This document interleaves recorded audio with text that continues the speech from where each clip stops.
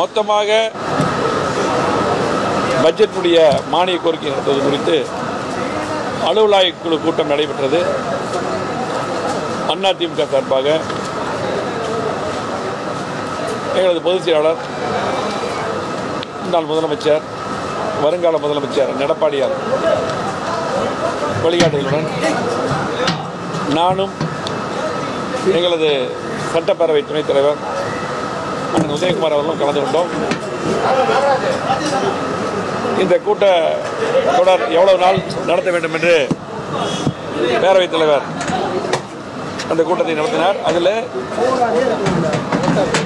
மொத்தமாக 9 நாட்கள் தான் நடத்தணும் என்று முடித்திருக்காரு. அதில் பார்த்தீங்கன்னா 8 நாட்கள் தான் மானிய கோரிக்கை விவாதம், 100 நாட்கள் வருடத்துக்கு நடத்துவோம் என்று சொல்லியிருந்தார்கள். அதை தொடர்ந்து வலியுறுத்தி வருகிறோம். அதில் பார்த்தீங்கன்னா இன்றைக்கி எப்போவுமே குறைஞ்சது ஒரு 40-45 நாள் 50 நாள் இப்படி நடக்கும். இதில் குறைந்த நாட்கள் வெறும் 8 நாட்கள் நடக்கிறாங்க. அதில் கடுமையான எதிர்ப்பை அதிமுக சார்பாக தெரிவித்து கண்டிப்பாக கூடுதல் நாள் நடத்த வேண்டும். அது மட்டுமல்ல, இடைத்தேர்தலை காரணமாக சொன்னார்கள். சரி, பரவாயில்ல, இடைத்தேர்தல் 10ஆம் தேதி முடிந்த பின்னால் அதுக்கு பின்னால் தொடர்ந்து கூட்டத்தொடரை வைத்துக் கொள்ள வேண்டும் என்று கோரிக்கையை எடுத்தோம். நாங்களும் சொன்னோம், அதே போல் மற்ற எதிர்க்கட்சிகளும் சொன்னாங்க. இதில் வலியுறுத்தி அதிமுக சார்பாக வலியுறுத்தினோம்.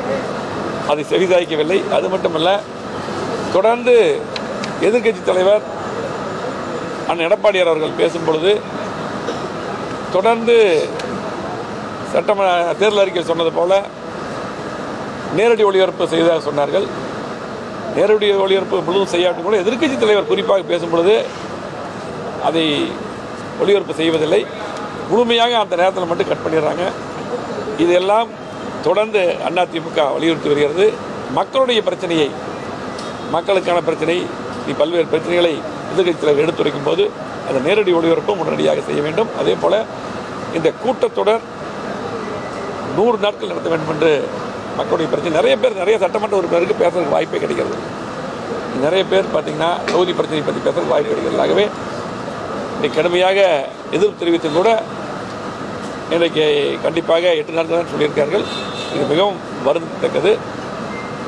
ஆகவே இனி வரும் காலத்திலாவது கண்டிப்பாக அவர் சொன்ன வாக்குறுதியை நிறைவேற்ற வேண்டும், 100 நாள் நடத்த வேண்டும் என்பதை தெரிவித்துக் கொள்கிறோம். இதோட சபாநாயகர் அதிமுக ஆட்சியில் 2004 6 நாள் தான் நடத்தியிருக்கிறாங்க.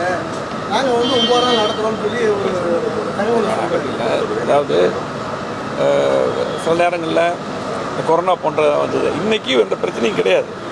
அதே போல் 100 நாள் இல்லை நான் சொல்கிறேன் கரெக்டு. இப்போ இந்த நேரத்தில் ஏதாவது அந்த நேரத்தில் ஒரு காரணம், சரி அதெல்லாம் விட்டுருங்க.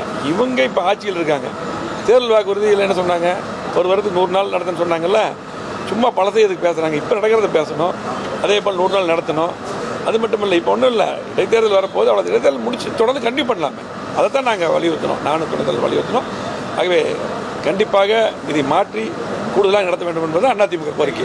எதிர்ப்பை நம்ம பதிவு செஞ்சிருக்கோம், கடுமையாக பதிவு செஞ்சுருக்கிறோம். கடுமையாக நாங்கள் அதிமுக மட்டுமல்ல மற்ற கட்சியும் பேசினாங்க.